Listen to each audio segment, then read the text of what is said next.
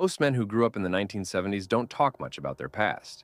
Not because it wasn't important, but because they were taught that explaining yourself was unnecessary. Strength meant staying quiet, pressure was normal, and emotions were handled alone.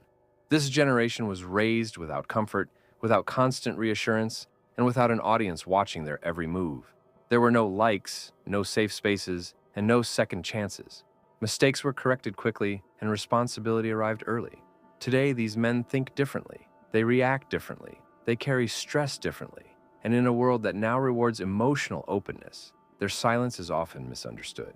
This video breaks down the psychology behind that silence, how growing up in the 1970s shaped the male mind, trained emotional control, and built a generation that learned to endure rather than explain. Watch closely because once you understand this mindset, a lot of male behavior will suddenly make sense. Men who grew up in the 1970s were shaped by a world that demanded strength long before it offered understanding. This was a time when comfort was limited, expectations were high, and emotional expression was rarely encouraged.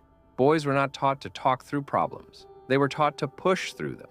That early conditioning trained the mind to prioritize endurance over explanation, and that psychological pattern still defines how many of these men think today. Growing up in the 1970s meant learning responsibility early. Independence was not a choice, it was expected.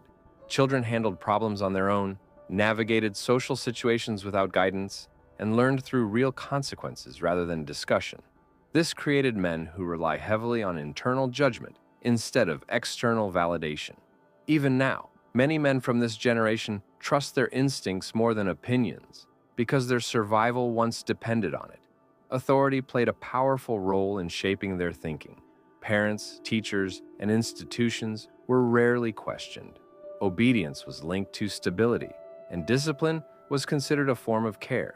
This trained the male mind to associate structure with safety. As adults, many men from the 1970s feel most comfortable when life has clear rules, clear roles, and clear responsibilities.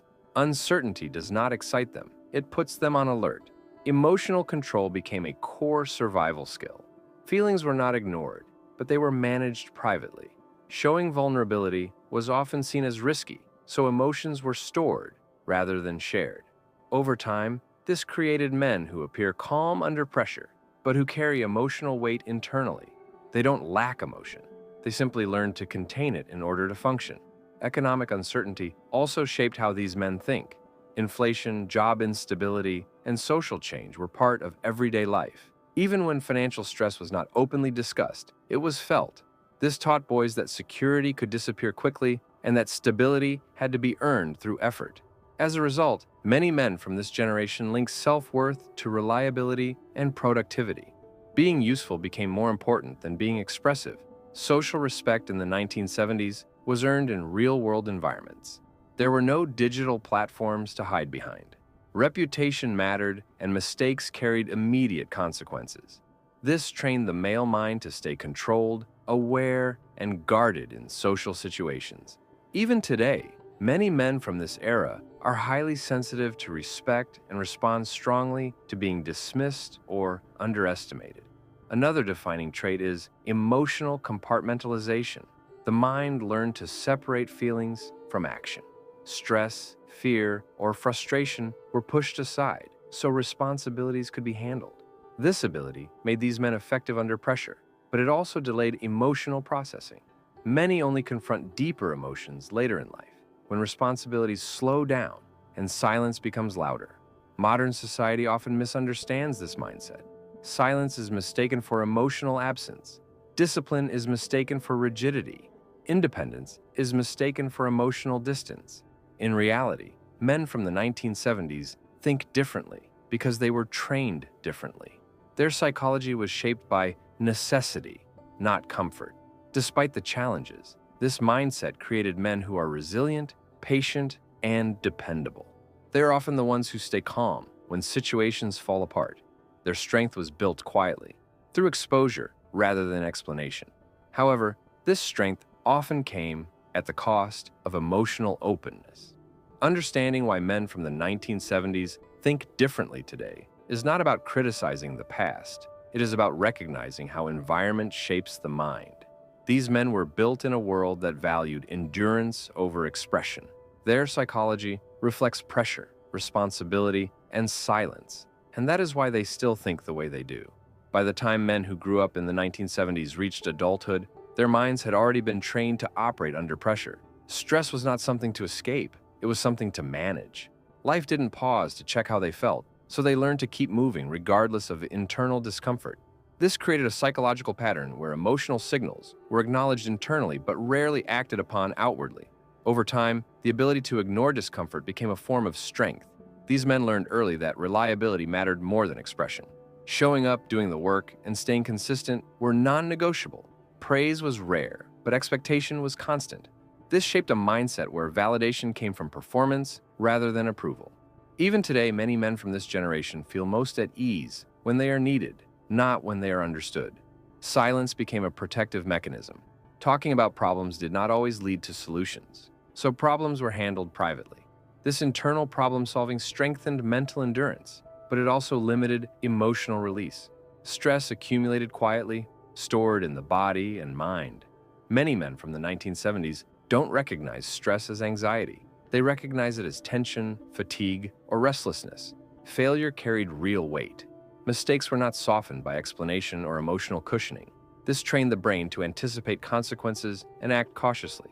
As a result, these men often think several steps ahead, calculating risks before making decisions.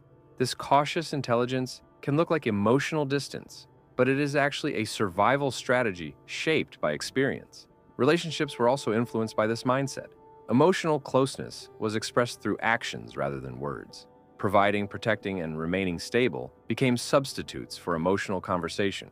Many men from this era cared deeply, but struggled to verbalize it because their emotional language was never fully developed. Their loyalty is strong, but their expression is minimal. Another lasting effect is a high tolerance for discomfort. Men from the 1970s often endure situations longer than they should, because leaving feels like failure. They were trained to push through rather than step back. This resilience can be admirable, but it can also lead to burnout, suppressed frustration, and emotional withdrawal later in life. Modern culture often clashes with this mindset. Today's world encourages emotional openness, vulnerability, and self-expression. For men shaped by the 1970s, this shift can feel disorienting.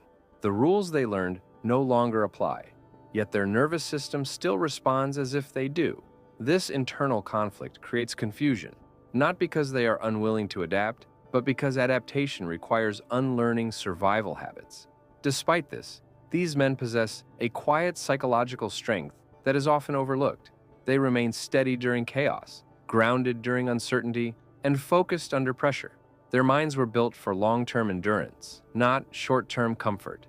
This is why they often become anchors during crises, even when they struggle privately.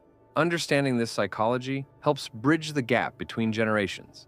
These men are not emotionally absent. They are emotionally disciplined. They were not raised to speak their pain, but to carry it. And while the world has changed, the mental